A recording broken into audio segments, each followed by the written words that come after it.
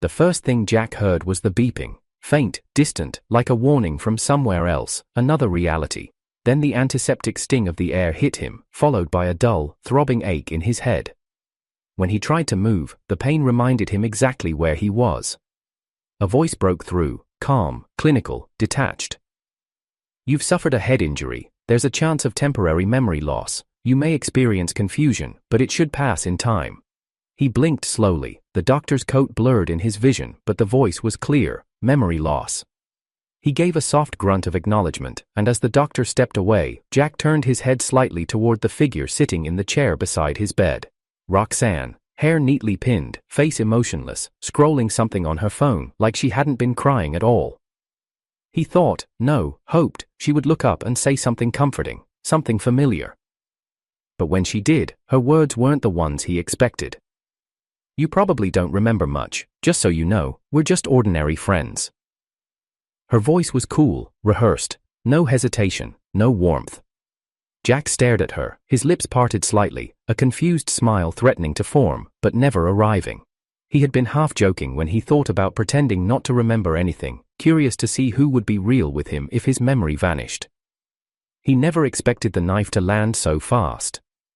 Ordinary friends. His heart didn't race, it sank.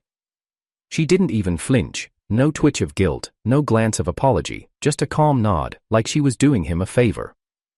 "The doctor said you'll be fine soon, so I'll get going." Her fingers tapped her phone screen twice, locking it. She stood up, adjusting her blazer like she was leaving a boardroom meeting, not the hospital room of a man she had spent 7 years with. "Rest well," she said, without looking at him again. The door closed gently behind her. Jack's face remained still, but his eyes were hollow. He stared at the sterile ceiling tiles, letting the silence sink in. It wasn't the lack of affection that hurt the most, it was the indifference. It confirmed what he had sensed but never wanted to face: her love was already gone. They had started in college, they had built their lives together from zero, shared dreams, shared struggles. They even joined the same company, once agreeing to keep their relationship private so it wouldn't complicate their careers. But somewhere along the climb, she'd let go, quietly, strategically. He exhaled, long and slow, so she chose to rewrite their story while he was still lying in a hospital bed. "Ordinary friends," she had said, as if those years hadn't happened, but he remembered every moment, and so did she. That was the part that stung. Jack let his eyes fall shut, not to rest, but to think. He could have exposed her lie, asked her what nickels meant to her now, reminded her of the playlist she once named after him, but what was the point? The woman who had just walked out wasn't the same Roxanne he once knew, and he wasn't about to beg. Jack used to believe that some love stories didn't need to be broadcast to the world to be real. When he met Roxanne in sophomore year, it wasn't fireworks or fate, it was something quieter, steady. She had sat 2 rows ahead of him in a marketing strategies class, taking notes with precise lines and color-coded tabs. When she spoke in class, her voice was low and deliberate, never eager to impress, but always sharp enough to cut through the noise. He noticed her before she noticed him. And once she did, it felt like a secret the world didn't deserve to know. Their relationship didn't start with declarations, it started with study sessions in tucked-away campus corners, shared boba runs at midnight, silent walks back to dorms after all-night brainstorming marathons. There was no proposal, no asking of, "Will you be mine?" Just a slow merge, the way 2 paths can overlap so long they forget they were ever separate. Jack was the quiet one, observant, methodical. Roxanne was more polished, more aware of what eyes saw, what reputations cost. They made sense together in a way that felt effortless. Their classmates always assumed they were just good friends who spent too much time together. That made it easier, at least back then. When they graduated, they took a leap together, both applying to the same prestigious firm in South City, the top of the field, competitive, ruthless. But they got in, and the plan was simple: build something together. She would shine, he would push quietly from behind. They'd rise like a pair of stars on parallel tracks. But the firm had rules, not official ones, unspoken ones. Office relationships were frowned upon, not illegal, but risky, as HR put it. Distracting, their first supervisor had said offhandedly in a meeting once. That was all it took for Roxanne to decide. No one would know, they'd keep it between them. No kisses at work, no glances. Across desks, they even took different entrances when they could. Jack didn't mind, he respected her caution. At first, it even felt like something thrilling, like a game only they were in on. They were close enough to feel real and hidden enough to feel safe. Every late-night takeout order at her place, every mock pitch practiced on the couch, every overworked deadline, they were a team. But secrets have gravity. And the longer they last, the more they weigh. Jack remembered the first time he suggested going public. They'd just finished leading a major campaign together. It had been a huge success.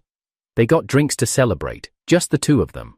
She was wearing his hoodie, legs tucked under her on the apartment floor, laughing at a joke he'd barely made. In the middle of it, he said, "We could tell people, I mean, it's not like it's forbidden or anything." She had paused, drink in hand, then shrugged. "It's just easier this way. Office drama is messy, you know that." He had nodded. Of course, it made sense, it always made sense. But the pattern never broke. Every time they celebrated a win, Jack would quietly wonder, would this be the moment we stop pretending we're just teammates? But she never brought it up, and eventually, neither did he. They both rose quickly. She became a team lead 2 months before he did. She was more public-facing, eloquent in meetings, sharp in pitches. Jack preferred the shadows, crunching data, building frameworks no one saw until the results landed. They were perfect opposites. A power couple no one knew was a couple. By the 4th year, their departments were rivals. They'd compete for the same projects, the same clients. Externally, it was fun, harmless interdepartmental tension. Internally, Jack started to feel something shift. Her texts grew shorter. The nights at her apartment became fewer. The calls came later. Or not at all. One evening, after a particularly brutal pitch session that Roxanne's team had won, Jack lingered in the office kitchen. Diane, a sharp but quiet analyst from his team, walked in. She made small talk, then paused before adding, "Your team really put in the work. If it weren't for the name on the proposal, I think you would have taken that one." Jack smiled weakly. "That's the job." She tilted her head, then asked, "Is it weird, competing with someone like that?" She didn't mention names. She didn't have to. Jack hesitated. "We're just co-workers. I don't think about it that way." It was the truth and a lie at the same time. That night, when Jack got home, he checked their shared Spotify account. They hadn't used it in years, but it still existed. The playlist Roxanne had made for him in college, "For You, Always," was gone. Deleted. In its place, a list of upbeat Korean pop songs she never used to like. But Nichols did. Jack knew because Nichols never shut up about it. The young intern who joined Roxanne's team 6 months ago, smiling like he owned the place, always one step too close, too casual. Jack had seen it before. Office crushes came and went. Roxanne had waved it off with a laugh once. "He's harmless, just a rich kid trying to play adult, definitely not my type." But people change, and sometimes they change in silence. Jack didn't confront her, he never confronted. That wasn't how he worked. He observed, stored details like evidence, quietly logged them, waited for the moment the picture made itself clear. He remembered the time he got food poisoning after a client dinner. He was bedridden for 2 days. Roxanne dropped off medication, soup and extra blankets. She sat by his bed for hours, told him to stop working, that he mattered more than the deadlines. She looked exhausted, but stayed. That was 3 years ago. Now, when he texted her late at night, just to check in, he got K as a reply, or nothing. The love hadn't ended, it had just faded, like a song slowly losing volume until silence felt normal. They were still technically together. There had been no breakup, no fight, just absence, and Roxanne was good at absence. She could be in the same room and make you feel invisible if she wanted to. But Jack stayed, not out of weakness, out of loyalty, out of a misguided hope that maybe, if he stayed steady enough, she'd circle back. That maybe she was just tired, overworked, distracted. That's what people in love told themselves when things didn't feel right. Until he woke up in a hospital bed and heard her say the one sentence he could never unhear. "We're just ordinary friends." That was when he finally admitted it. She wasn't coming back. The first time Jack heard Nichols's name, it was a throwaway comment during a team meeting. We'll have Nichols join in on the client briefing tomorrow, Roxanne had said, flipping through her presentation slides with her usual poise. Jack barely registered it, just another intern shuffled into her department, but then he saw the name again, and again. It started to echo. Nichols had that kind of presence, not the loud, obnoxious kind, the kind that smiled too easily, leaned a little too far into conversations, remembered people's birthdays before HR did. He was tall, fresh-faced, with that overly confident swagger of someone who knew they'd never be fired, someone who walked like the company owed him more than just an internship. Roxanne started mentioning him more in meetings, always casually. Nichols picked up the draft early. Nichols noticed a trend in the analytics. Nichols got great feedback from the client. It sounded professional, but Jack had been with her long enough to know the difference between when she respected someone and when she was intrigued by them. Her tone was just a little too warm, a little too practiced. Then came the stories. Instagram, mostly. Jack didn't check often, but the algorithm had its way. First, a team lunch, Nichols smiling in the corner, holding up a mocktail.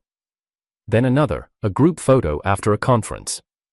Nichols was always close to Roxanne, angled toward her like gravity pulled him there. In one, her head was slightly tilted his way, smiling at something off camera. Not him, but not Jack either.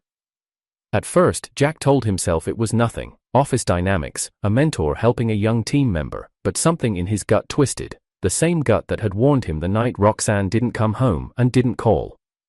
The night she replied with a one-word busy, after he asked if they could talk.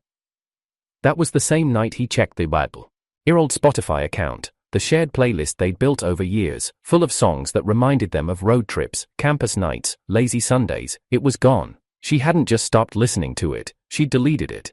In its place was a string of upbeat Korean pop tracks, something Roxanne had once called noise. But Jack remembered Nichols humming the chorus of a Korean song in the elevator last week. Jack didn't react, not externally, not then. He didn't question her, he didn't mention Nichols, he simply sat in silence, the kind that said everything louder than words. Because Jack had never been the type to accuse without evidence, he didn't need to throw a scene, he only needed to observe, and what he observed only grew worse. One weekend, Jack's team worked overtime for a high-profile campaign, late nights, multiple revisions. He didn't expect Roxanne to check in, after all, they were on different projects, but he had texted her anyway, a soft, still up, around midnight, no reply. He sent another an hour later. Nothing. The next morning, she posted a photo. Her and Nichols at an art gallery, him in a loose white shirt, her in a pale blue blouse she used to save for date nights. The caption was a single emoji. Nichols posted the same photo with "Great minds think alike." Jack said nothing, deleted his own message without replying. Then came the project trip. Roxanne's team was assigned to a tough British client, Jack's own team was in another city for a parallel campaign. They hadn't spoken in days. He was exhausted, living off coffee and granola bars. One night, after 20 straight hours of prep, he called her, not to talk, just to hear her voice. She didn't pick up. He texted instead, "Hope you're okay, eat something." No reply. But the next day, he saw her post. A group shot at a rooftop dinner, wine glasses in hand. Nichols beside her again. His caption, "Victos. Rye in every battle." Hers, "Know yourself, know your enemy." Their bios had been updated to match, coordinated, cute, subtle enough for outsiders, but to Jack, it was a billboard. Still, he said nothing. When he returned to South City, the car hit him. A blur of screeching tires, a shout, and then darkness. He remembered a voice yelling, a man's voice, then silence. When he woke up, the doctor spoke of amnesia. Jack saw his moment. If he pretended not to remember, maybe he'd finally see the truth unfiltered. But Roxanne didn't hesitate. She didn't lean in, didn't cry, didn't ask if he remembered her name. She sat beside him like a coworker, like a stranger, and when he half smiled and asked, "Who are you?" she looked at her watch. "We're just ordinary friends," she said. He didn't answer. He let the silence stretch as she left the room. 2 days passed, no visits, no calls, but a bouquet of cappuccino-toned flowers arrived. No card, no note, just flowers. Jack asked the nurse who sent them. "Some guy, said he was the one who brought you in, the driver, real polite." So not Roxanne. He sat alone in the corridor with the bouquet on his lap, hands still bandaged, head aching, heart hollow. He dialed her number anyway. She answered after 4 rings. "Hey," she said, "nothing more." "I'm being discharged today," Jack said softly. "Any chance you could come get me?" There was a pause. "I'm really busy, Jack. I can call a car for you, though." He waited a beat. "Busy with what?" Another pause. He could hear typing in the background. She wasn't expecting the question. Jack never questioned her. "I've got some reports due," she said. "Nothing you need to worry about." "No," he said, finally. "I guess not." He hung up. The flowers in his lap felt heavier now, like pity, like apology, but not from the person who owed it.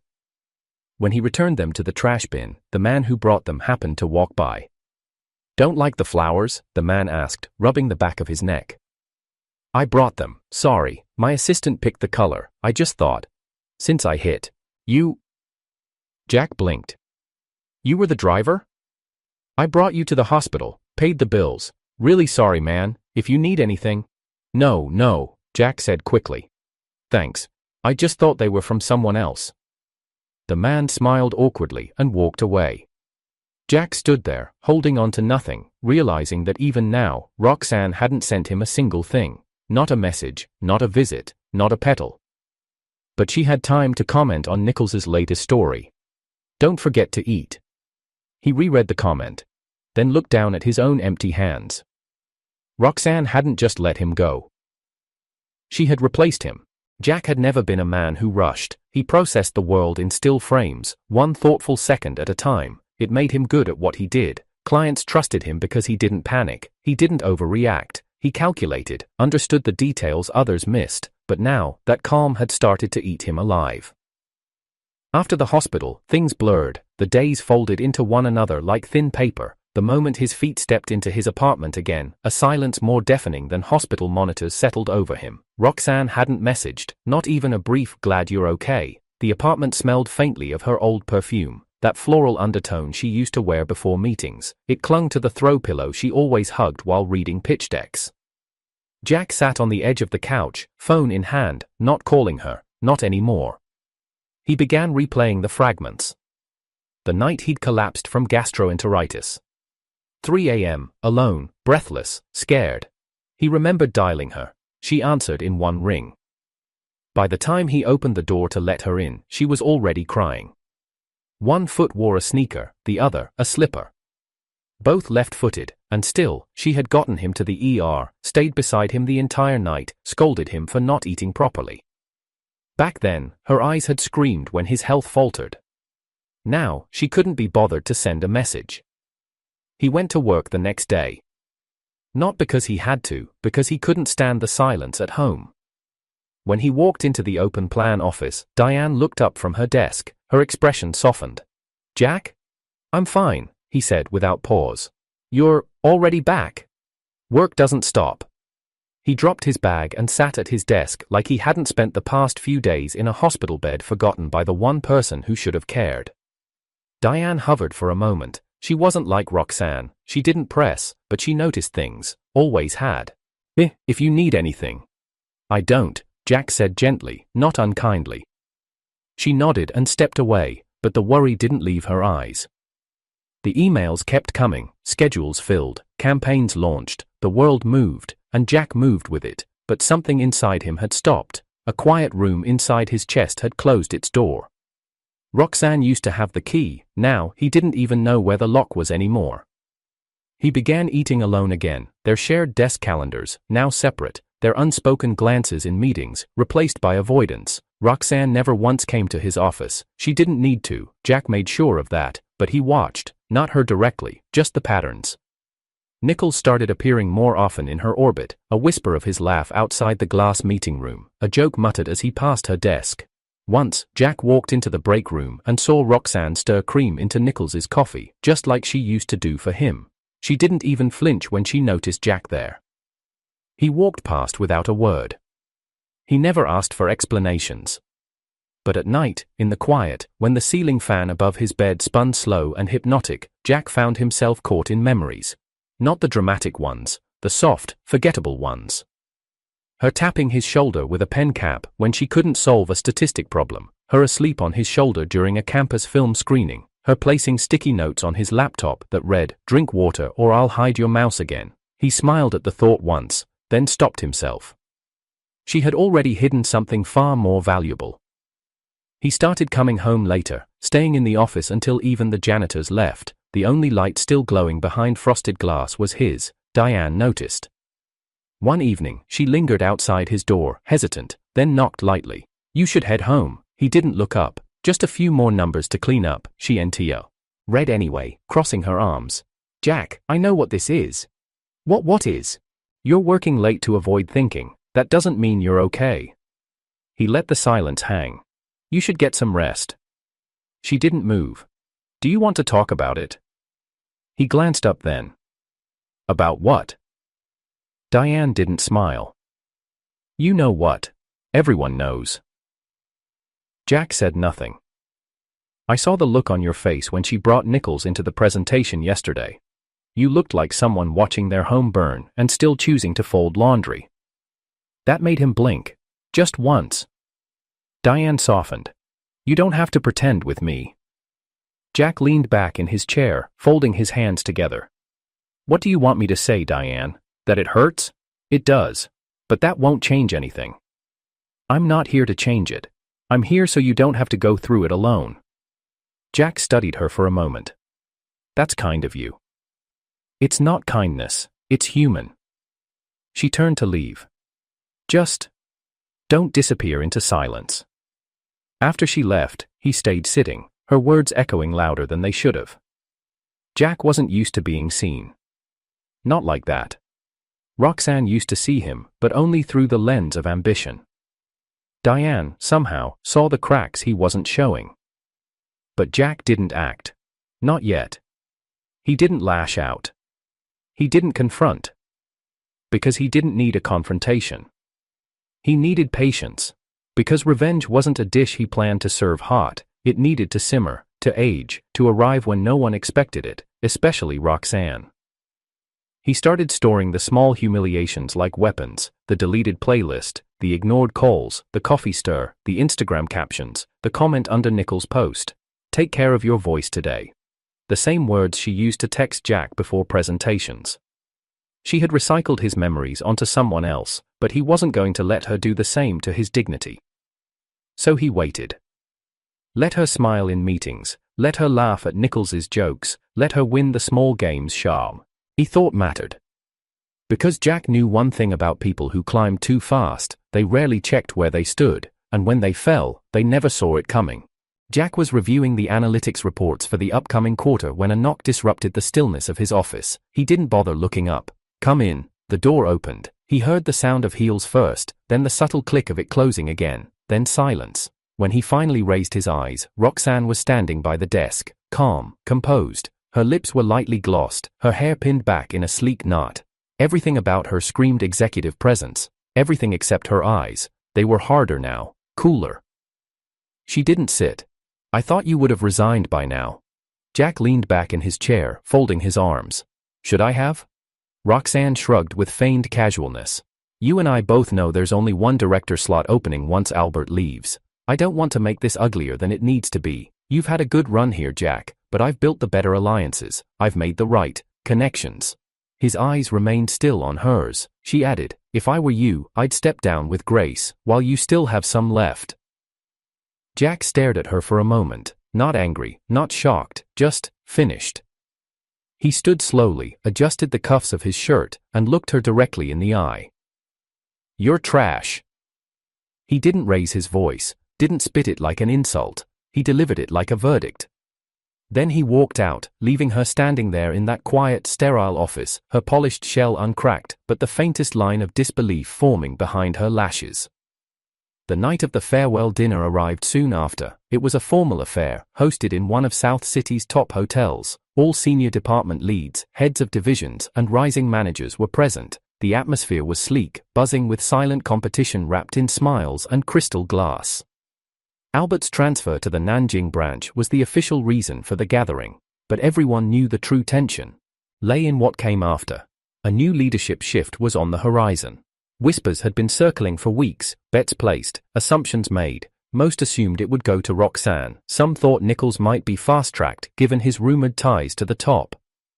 Jack arrived late, purposefully. He entered the private banquet room just as the appetizers were being cleared. Eyes turned briefly, then turned away. His presence was noted, but not celebrated.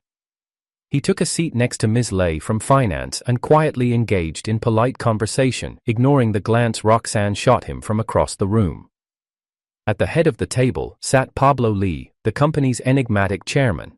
He looked younger than his 53 years, sharp-eyed, charismatic.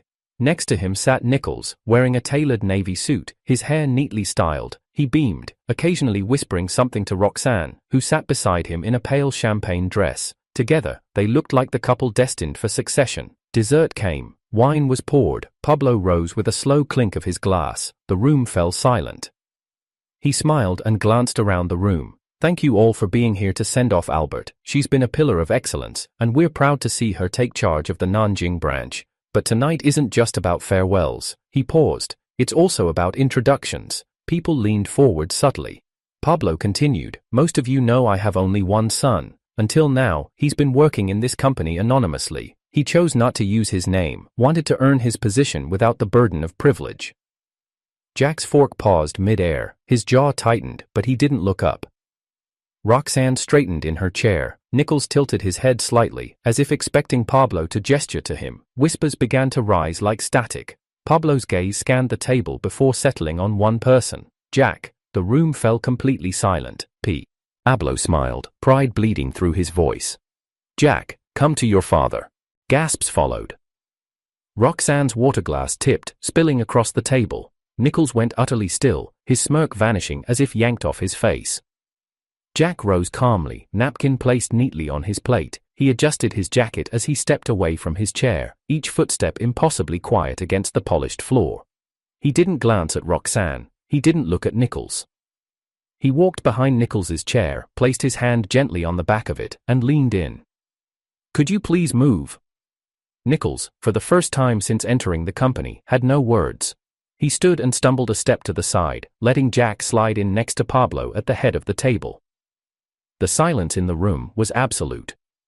Pablo grinned. Everyone, meet my son. He raised his glass. Some followed. Most were too stunned to move. Jack nodded once and clinked glasses with Pablo, the chime cutting through the air like a bell toll. Across the table, Roxanne had frozen. Her expression was unreadable. No smile, no frown, just stillness. Her eyes remained locked on Jack, but he never looked back.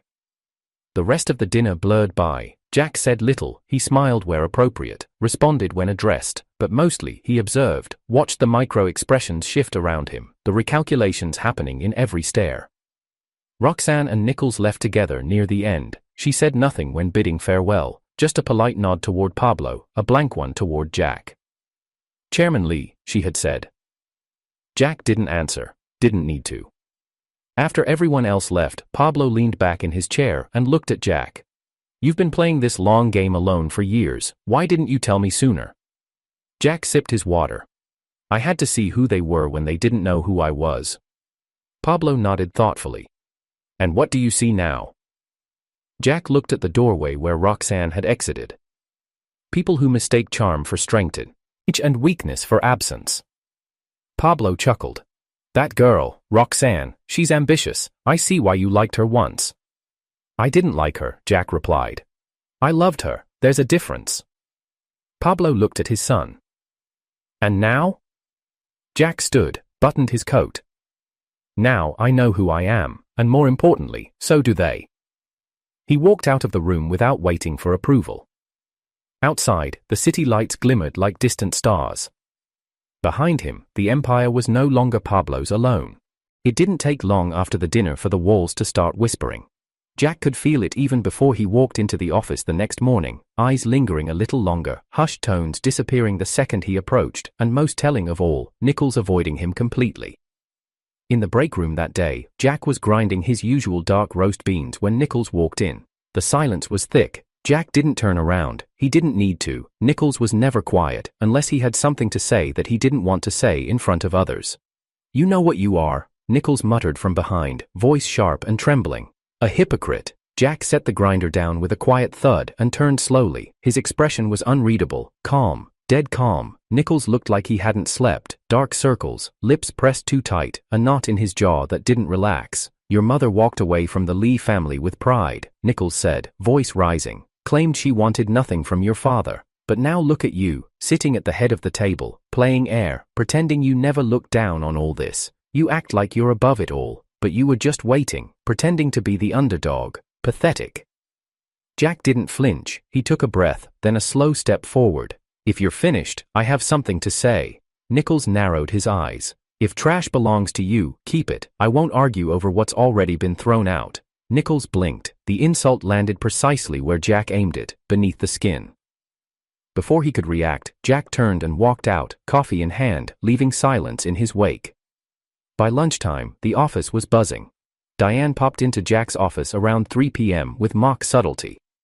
You know, if I had $1 for every time I heard the word chairman and Jack in the same sentence today, I could afford Roxanne's shoes. Jack smiled faintly. That? Many? They're trying to act like they're not shocked, Diane said, leaning against the door. But Nichols has been pacing the hallway like he lost a promotion and a girlfriend in one shot. He didn't respond to that, just went back to his spreadsheet. Later that evening, Jack received the HR notification. Subject, resignation received, Roxanne Chen. She hadn't said a word to him, not after the dinner, not after the announcement, not after the break room echo, until that night. His phone lit up at 9:47 p.m. Roxanne, can we talk, just once?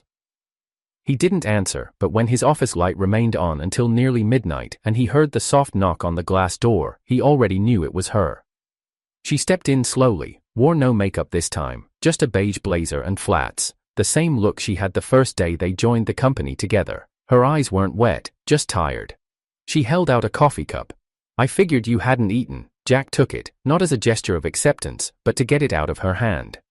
She didn't sit, just walked to the floor-to-ceiling windows and stared at the city beyond, its late lights glowing like constellations in chaos.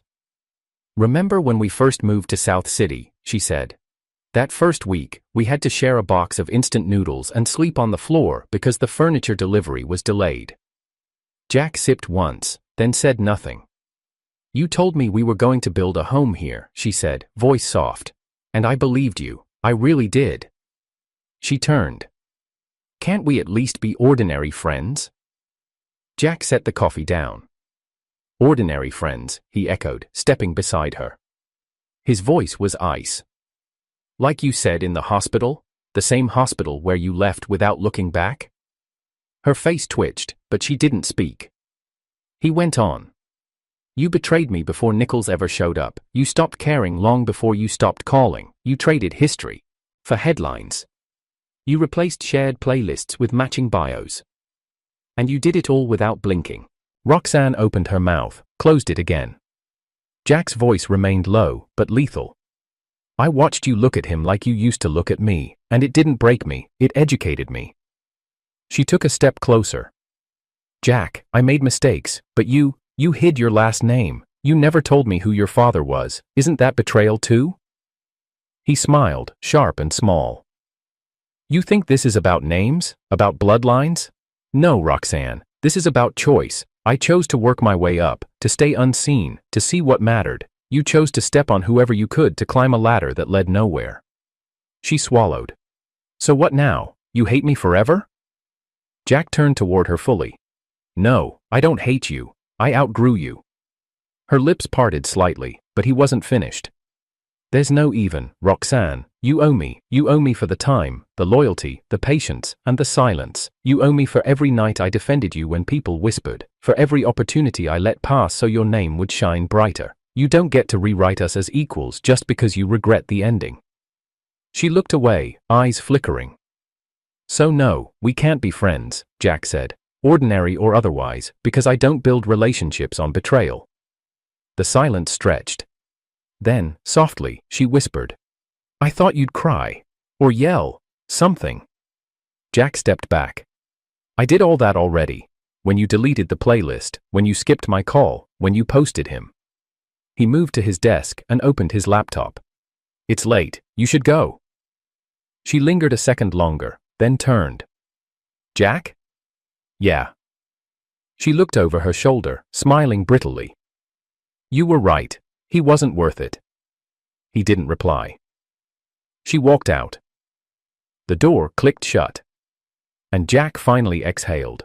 Roxanne didn't say goodbye to anyone when she left the company. No email, no farewell lunch, no lingering glance at the corner where she used to pitch to executives like a woman building an empire. Her resignation was processed quietly. She walked out the same way she'd always walked in, heels sharp, back straight, unreadable. Only this time, no one followed her. Nichols lasted a little longer, but the air had changed. The moment it became clear that Jack was Pablo's son, and not Nichols as most assumed, the illusion shattered. The respect Nichols had gathered evaporated. No one looked at him the same way. His confidence cracked. The jokes didn't land. The charm wore thin. And then came the audit. Jack didn't order it. He didn't have to. HR and finance, finally unshackled, pulled old reports and found discrepancies in expense claims. A designer bag listed under marketing materials. Travel that didn't line up with meetings. It didn't take much. The evidence was already there, everyone had just been too polite to look before. Nichols was demoted without ceremony, no public takedown, just a quiet shift in role and title, from center of attention to irrelevant. Diane, on the other hand, continued her work without drama. She didn't gloat, she didn't angle for power, she simply stayed steady, and when the next project required a dependable leader, her name came up again and again. Jack approved her promotion without a second thought. She thanked him briefly, then got back to work. There were no confessions, no romantic exchanges, just mutual respect. That was enough. Jack moved into a new office on the executive floor. It wasn't lavish, he had it redesigned to be clean, functional, a place for work, not spectacle. He removed the old art, installed a wall of whiteboards, and replaced the leather chair with the one he'd used since his second year at the company. Comfort over ego. He never spoke publicly about his father, never made speeches about legacy, but he worked longer hours, showed up to more client meetings, and quietly raised standards. Pablo didn't interfere, he just watched from a distance, knowing his time was over. Jack had arrived. Weeks passed, then months. And finally, the South City Business Leadership Summit. A yearly event held at the Grand Meridian Hotel, gathering CEOs, strategists, and department heads from across the country. Jack didn't want to go, but he knew he had to. He arrived early, as always, walked the lobby, shook the right hands, gave one interview, then sat through keynote addresses filled with buzzwords and applause. Halfway through a panel discussion on sustainable growth metrics, Jack's eyes scanned the crowd, and paused. Far back, near the exit doors, Roxanne stood. Hair shorter now, a different shade, she wore a navy pantsuit, modest, unembellished. She wasn't seated at a table, just standing with a badge clipped to her side, no longer a featured speaker, no longer a rising star, just another face in the crowd. She noticed him the moment he looked, their eyes met. She gave a small nod, he didn't return it. The panel ended. People rose, clapped, exchanged cards. Roxanne disappeared before Jack reached the lobby. He didn't chase her. Later, he sat alone on the balcony of the hotel's rooftop lounge, city lights spilling across the skyline like shattered glass. He took a sip of sparkling water, loosened his tie, and watched the traffic below. His thoughts weren't on strategy, or mergers, or quarterly goals. They were on a single truth. Some people climb by stepping on love, but once they reach the top, there's no one left to save them from the fall. He closed his eyes, and said nothing more.